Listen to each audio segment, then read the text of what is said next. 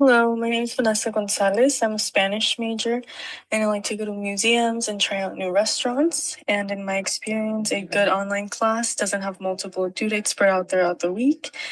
I personally would rather turn all of my assignments one day out of the week because it is easier to keep track of due dates for asynchronous classes like this one, especially because I've taken up to 3 asynchronous classes in a semester. So it helps me if it's kind of like all condensed into one day. From the first video, I learned that we are going to be focusing on having inclusive classrooms in which we will collaborate with special education professionals in order to accommodate for all of our students and to have them have a positive experience.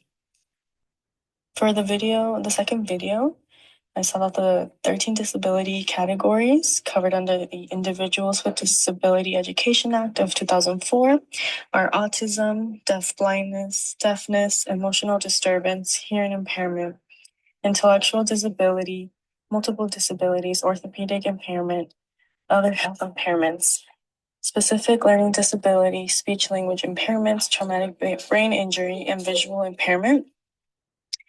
And then the eligibility rules for receiving special education services are the fact that they have to be documented disabilities within the 13 categories that I just described.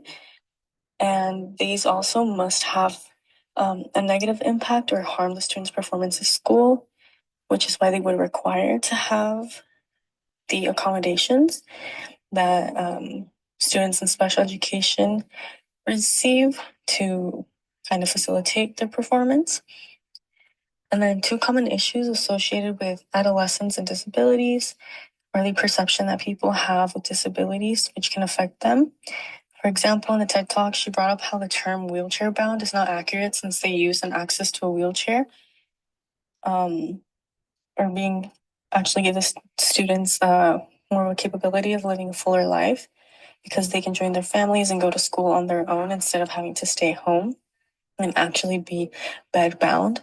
And then another common issue is how parents sometimes, their expectations for their children, if they are not allowing themselves to celebrate the child's growth and development at their own pace, they might try to push them past their limits and abilities, causing them to feel like they are not improving enough or like they are at fault for not being able to have the developments that their parents are expecting from them.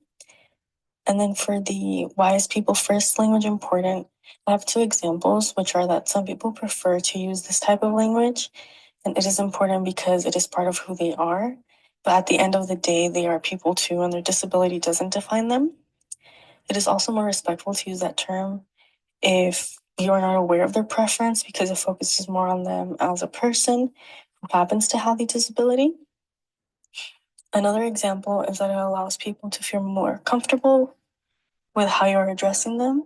And then if you don't know them, it is best to use people first language as a default because it might convey the idea that the first thing you notice about them is their disability if you lead with a term such as a wheelchair bound person.